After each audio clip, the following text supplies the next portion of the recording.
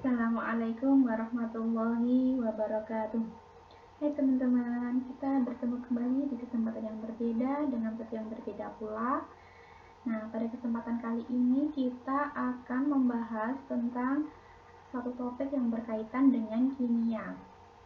Nah, teman-teman pasti pernah kan ya goreng tempe? Ya, pernah kan ya? Kemudian ketika teman-teman itu goreng tempe, pernah nggak sih teman-teman itu mikir kenapa setelah digoreng tempenya itu berubah jadi coklat?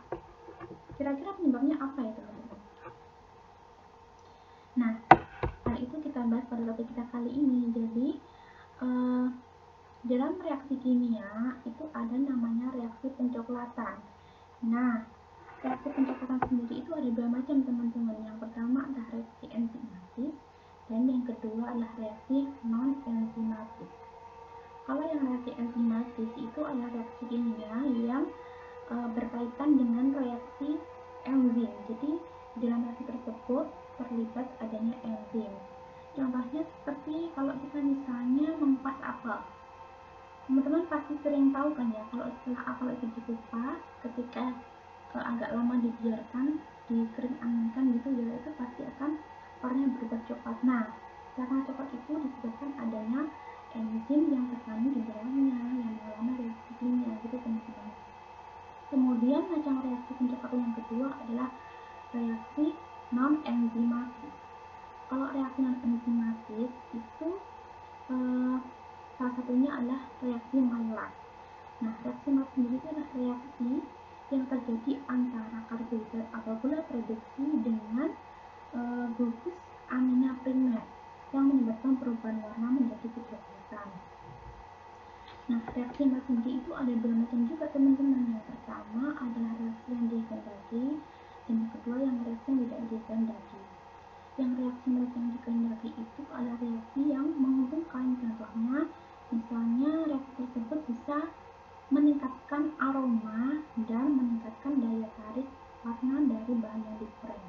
Contohnya saat kita menggoreng ubi jalar, itu kan setelah digoreng itu menghasilkan aroma yang khas. Nah, aroma yang khas, warna yang agak kecoklatan itu justru menarik minat teman-teman gitu. Jadi itu yang diharapkan. Sedangkan yang kedua, reaksi Maillard yang tidak diharapkan. Jadi bisa dikatakan ini adalah yang agak merugikan gitu ya.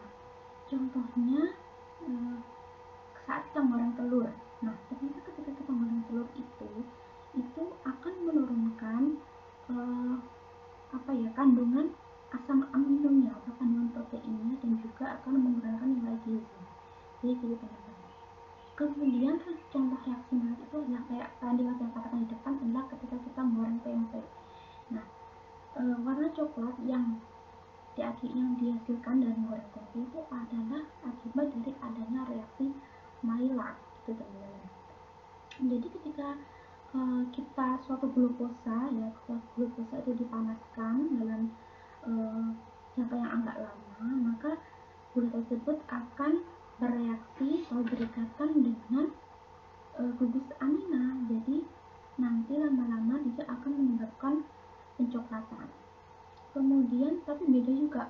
Kalau misalnya sukrosa itu juga jenis glukosa tapi beda dengan glukosa ya. Kalau sukrosa itu dipanaskan, dia tidak akan berpengaruh secara spesifik terhadap perubahan warna.